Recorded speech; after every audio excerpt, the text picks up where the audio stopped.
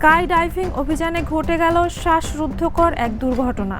উত্তর কুইন্সল্যান্ডের টালি এলাকা থেকে উড্ডয়ন করা একটি চেসনা 208 ক্যারাভান বিমান থেকে লাফ দেওয়ার সময় এক স্কাই ডাইভারের রিভার্স প্যারাশুট বিমানের পাখনায় আটকে যায়। ফলে তিনি প্রায় 15,000 ফুট উচ্চতায় আকাশে ঝুলে থাকেন।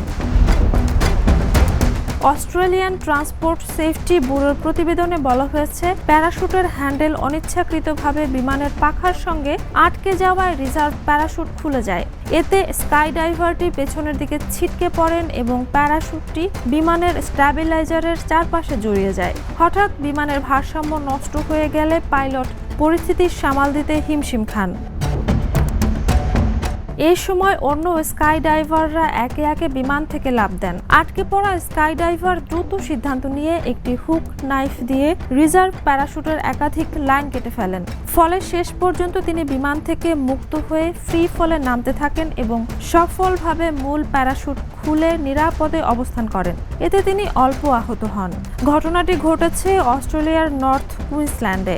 ঘটনার পর পাইলট ক্ষতিগ্রস্ত বিমানটি নিয়ন্ত্রণে রেখে জরুরি সংকেত পাঠান এবং নিরাপদে অবতরণ করেন। এই ঘটনা স্কাই ডাইভিংয়ের নিরাপত্তা ও সতর্কতার গুরুত্ব নতুন করে মনে করিয়ে দিয়েছে।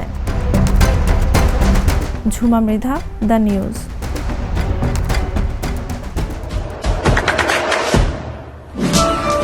দেশে দেশে সবার সাথে, দ্য নিউজ।